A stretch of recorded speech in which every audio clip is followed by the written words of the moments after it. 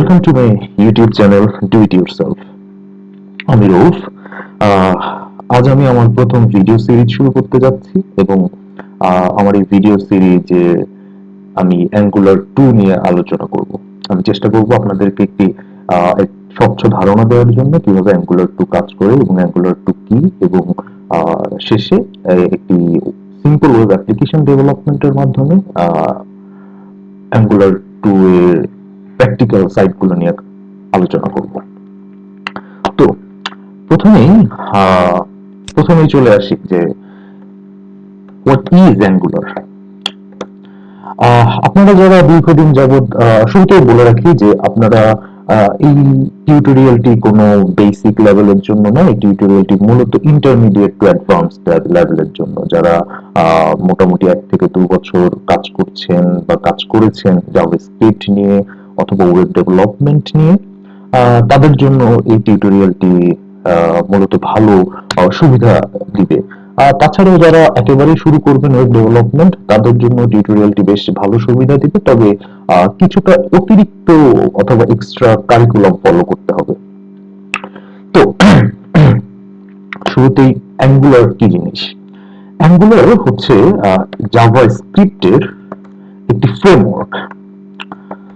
জাভাস্ক্রিপ্টের একটি ফ্রেমওয়ার্ক। প্রথম অ্যাঙ্গুলার প্রথম রিলিজ পায় 2010 সালে। অ্যাঙ্গুলার মূলত আপনার ইউআই এবং আপনার জাভা স্ক্রিপ্ট বা জেএস ফাংশনের মধ্যে একটি বাইন্ডার হিসেবে কাজ করে। আমি বাইন্ডার বলতে পছন্দ করি। অনেকেই এটাকে অনেক নামে চিনে থাকেন। অনেক অনেক ডেভেলপার এটাকে মডেল প্রেজেন্টারও বলে থাকেন। এনিওয়ে, তো অ্যাঙ্গুলারের এখন পর্যন্ত 3টি ভার্সন পাওয়া যায়। প্রথম ভার্সন হচ্ছে অ্যাঙ্গুলার জেএস, যেটি 2010-এ রিলিজ পায়, যেটিতে Java script code language follow করা হয় এবং অ্যাঙ্গুলার জেএস এর টোটাল আর্কিটেকচার ছিল আপনার মূলত, সহজভাবে বলতে গেলে অ্যাঙ্গুলার জেএস এর সকল ফাংশনালিটি একটি বিগ জেএস ফাইলের মধ্যে রাখা হয়। এবং পরবর্তী ভার্সন যেটা নিয়ে আসা হয় সেটা হচ্ছে অ্যাঙ্গুলার 2। অ্যাঙ্গুলার 2 মূলত অ্যাঙ্গুলার 2 মূলত আপনার গিটহাবে রিলিজ পায় 2014 এর দিকে, এবং এটি এলটিএস ভার্সন, যেটি ওটি রিলিজ পায় আপনার 2016। তো 6 বছরের মধ্যে অ্যাঙ্গুলার জেএস থেকে অ্যাঙ্গুলার 2 এর মধ্যে একটি বিস্তর ফারাক লক্ষ্য করা যায়। এবং সব থেকে বড় যে ব্যবধানটি দেখা যায় সেটি হচ্ছে অ্যাঙ্গুলার 2 তে জাভাস্ক্রিপ্টের পরিবর্তে ব্যবহার করা হয় টাইপস্ক্রিপ্ট ল্যাঙ্গুয়েজ। অনেকেই অনেকের মনে এই মুহূর্তে প্রশ্ন আসবে যে টাইপস্ক্রিপ্ট কি জিনিস। তো টাইপস্ক্রিপ্ট সম্পর্কে আমরা বিস্তারিত কিছুক্ষণ পরে জানাচ্ছি। তো টাইপস্ক্রিপ্ট ল্যাঙ্গুয়েজ এবং দ্বিতীয় যে পার্থক্যটি অ্যাঙ্গুলার জেএস এবং অ্যাঙ্গুলার 2 এর মধ্যে দেখা যায় সেটা হচ্ছে অ্যাঙ্গুলার 2 সম্পূর্ণ কম্পোনেন্ট বেস একটি ফ্রেমওয়ার্ক হয়ে যায়। দেখা যায়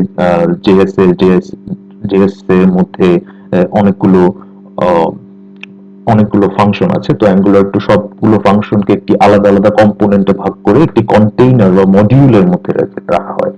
তো ইটস অ্যাকচুয়ালি বিগ অ্যাডভান্টেজ যখন আপনি কোনো প্রকার বড় ওয়েব অ্যাপ্লিকেশন ডেভেলপমেন্টের কাজ করছেন, অথবা কোনো অনেক অনেক রিচ ইউজার ইন্টারফেস নিয়ে কাজ করছেন।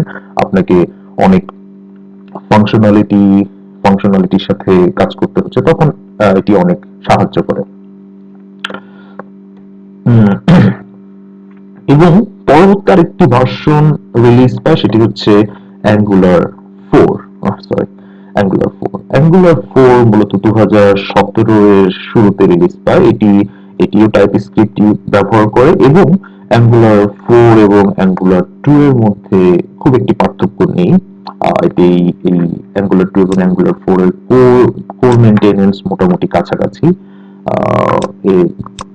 অল্প কিছু আপডেট নেয় এবং বলা যেতে পারে অ্যাঙ্গুলার 2 এবং অ্যাঙ্গুলার 4 একই কাছাকাছি ধরনের দুটি জিনিস। তো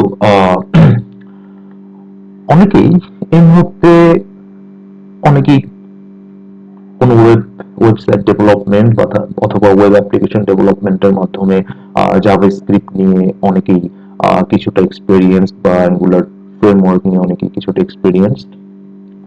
তো যারা এক্সপেরিয়েন্স না, তাদের মনে একটা প্রশ্ন আসতে পারে যে জাভাস্ক্রিপ্টের তো অনেক ফ্রেমওয়ার্ক আছে। জাভাস্ক্রিপ্টের ফ্রেমওয়ার্ক তো প্রচুর। সাধারণভাবে আহ, বলা যেতে পারে যে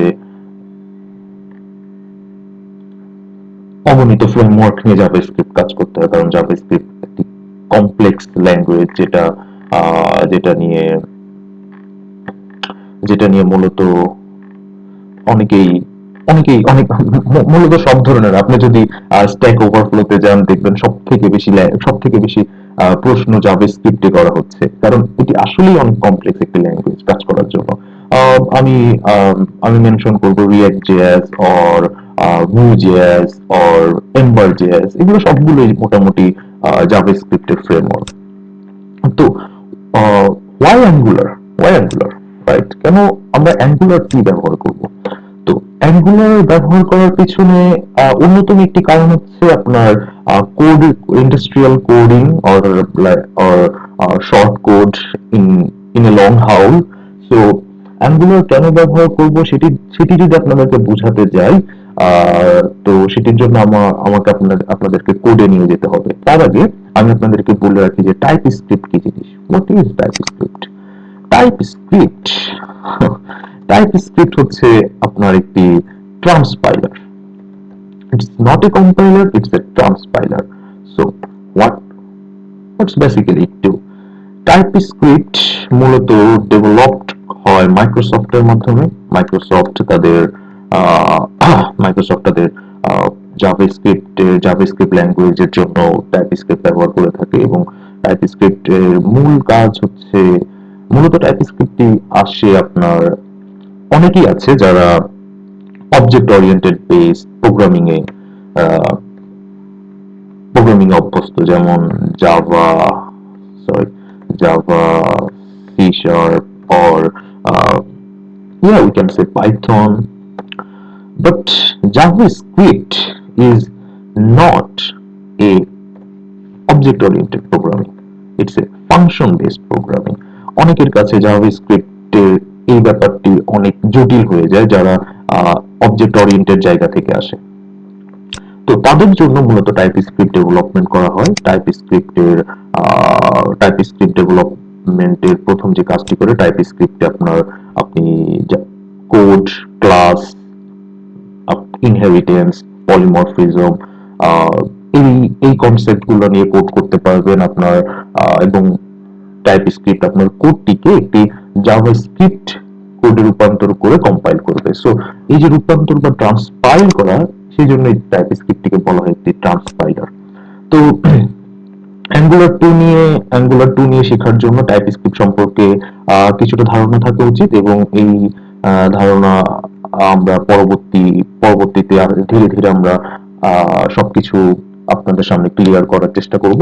তো প্রথমেই why Angular, why Angular so কেন অ্যাঙ্গুলার? তো সরাসরি আমরা যদি কোডে চলে যাই, আমি কিছুটা কোড করে রেখেছিলাম। ওকে, আমি নতুন করে করছি। তো কেন অ্যাঙ্গুলার? আমরা যদি একটি জাভাস্ক্রিপ্ট ফাংশন ক্রিয়েট করি,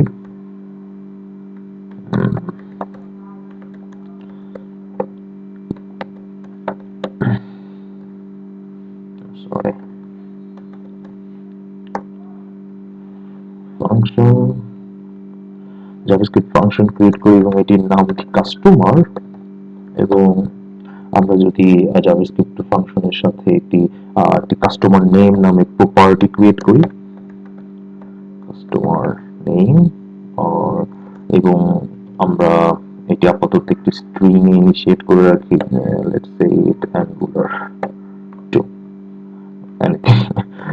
ইনিশিয়েট করে রাখি এবং আমরা পরবর্তীতে একটি অবজেক্ট বা ভ্যারিয়েবল, এই জাভাস্ক্রিপ্ট, আপনারা যারা জাভাস্ক্রিপ্টের সাথে সম্পৃক্ত তারা জানেন জাভাস্ক্রিপ্টে সবকিছুই অবজেক্ট একটি ভ্যারিয়েবল। সো আমরা একটা ভ্যারিয়েবল যদি ক্রিয়েট করি, broadcast should be capitalized, broadcast equal new customer. Okay, so আমরা এখানে একটি কাস্টমার অবজেক্ট ক্রিয়েট করেছি এবং একটি প্রপার্টিজ ক্রিয়েট করেছি কাস্টমার নেম নামে। এখন আমরা একটি এইচটিএমএল বক্সে অথবা একটি এইচটিএমএল ইনপুট টেক্সটের মাধ্যমে যেখানে কাস্টমার নেম চেঞ্জ করা যাবে এবং একটি এইচটিএমএল টেক্সট বক্স ক্রিয়েট করব।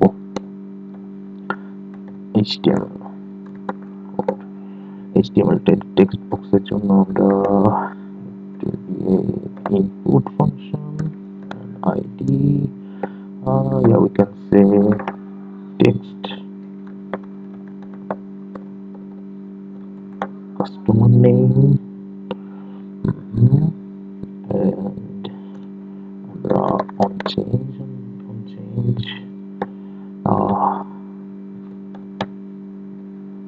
UI to object and type of course text.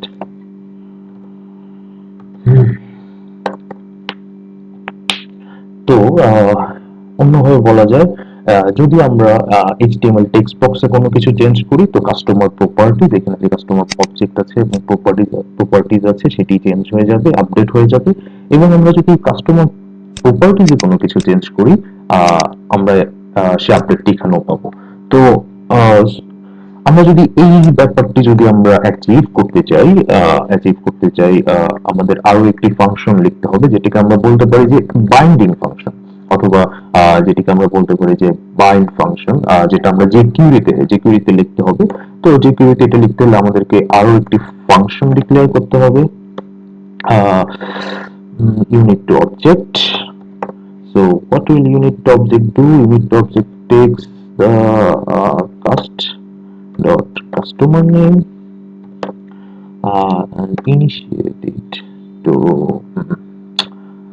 আমি এই ডলার সাইনটি একেবারেই পছন্দ করি না, যাই হোক unit to object and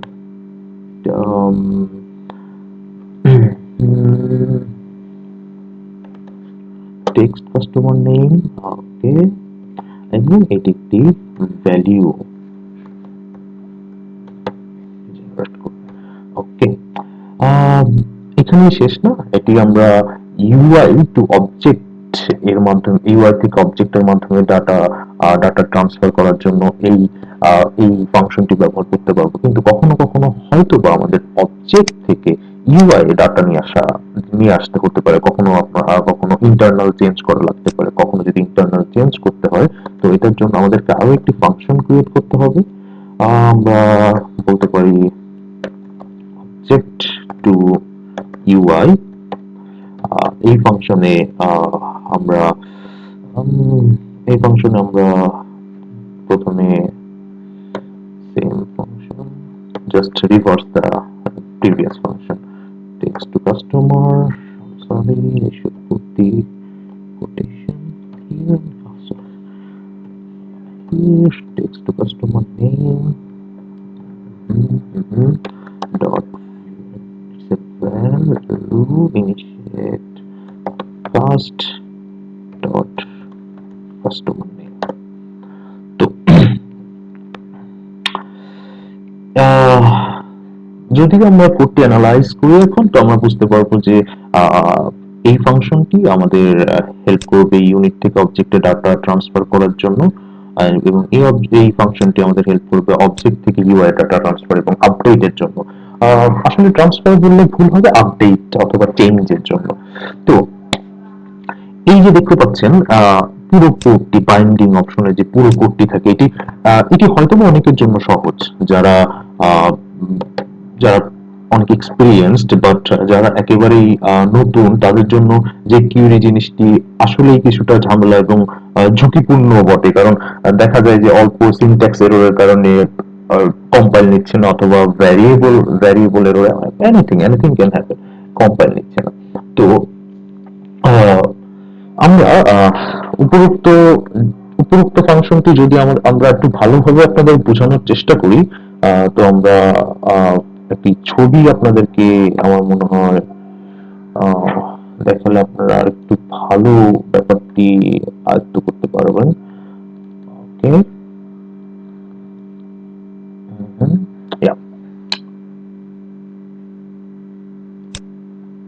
sorry, yeah. So আমাদের বাইন্ডিং কোড, অথবা আমাদের যে বাইন্ডিং যে কুইরি ফাংশন যেটা ছিল, সেটি হচ্ছে আপনার দুটি ছিল ফাংশন, ইউনিট টু অবজেক্ট এবং object to unit, object to UI, sorry, UI. আমাদের বাইন্ডিং কোডটি এখানে মূলত কম্পাইল করে থাকে, এবং এটি মূলত বলা যায় যে jQuery বা জাভাস্ক্রিপ্টের ফ্রেমওয়ার্কের মূল বিষয়। আহ, কিন্তু আমরা যদি এই কোডটি আমরা যদি সেম কোড অ্যাঙ্গুলারে লিখি বা অ্যাঙ্গুলার 2 এর মাধ্যমে লিখি, আহ, আপনারা তখন বুঝতে পারবেন যে অ্যাঙ্গুলার টু কেন এখানে উম, অনেক বেশি প্রয়োজন। Input type,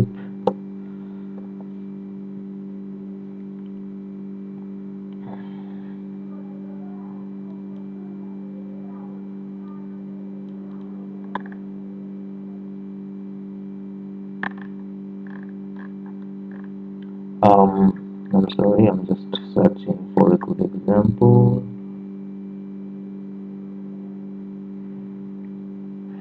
Yep, unit type, text, and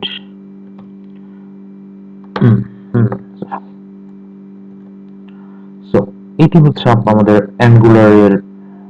angular code example. তো আপনারা বুঝতেই পারছেন যে দুটি ফাংশন আর একটি লাইন পার্থক্য কতটুকু। এবং অ্যাঙ্গুলারের যে ফ্রেমওয়ার্ক বলা হয়, বা অ্যাঙ্গুলার যে ফ্রেমওয়ার্কে কাজ করে, সেটাকে আমরা বলি এমভিডব্লিউ ফ্রেমওয়ার্ক, বা এমভিডব্লিউ ফ্রেমওয়ার্কটা আসলে মুভ ভিউ হোয়াটএভার নামে পরিচিত। যাই হোক, ফানি ফানি নেম ইনিশিয়েট করা হয় ফ্রেমওয়ার্কটির সাথে। আর ফ্রেমওয়ার্কটি মূলত আহ, কাজ করে এইভাবে।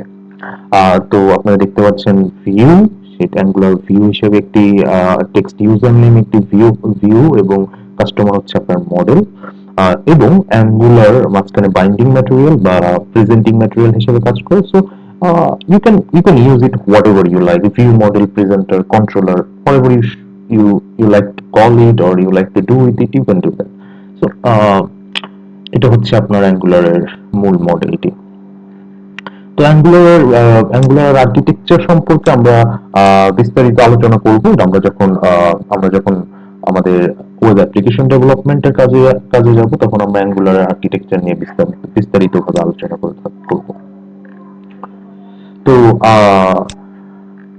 এটি ছিল প্রথম মূলত ইন্ট্রো পার্ট। আমরা পরবর্তীতে আহ, পরবর্তীতে ধীরে ধীরে অ্যাঙ্গুলার কিভাবে কাজ করে, এবং পরবর্তী ভিডিওতে আমরা আপনাদেরকে type script, node JS, system JS এবং কমন জেএস সম্পর্কে একটি ধারণা দেওয়ার চেষ্টা করব, এবং কিভাবে আপনি মোটামুটি বেসিক জাভাস্ক্রিপ্ট এবং বেসিক টাইপ স্ক্রিপ্ট নিয়ে কাজ করতে পারবেন, সেটার জন্য আপনাদেরকে প্রস্তুত করব।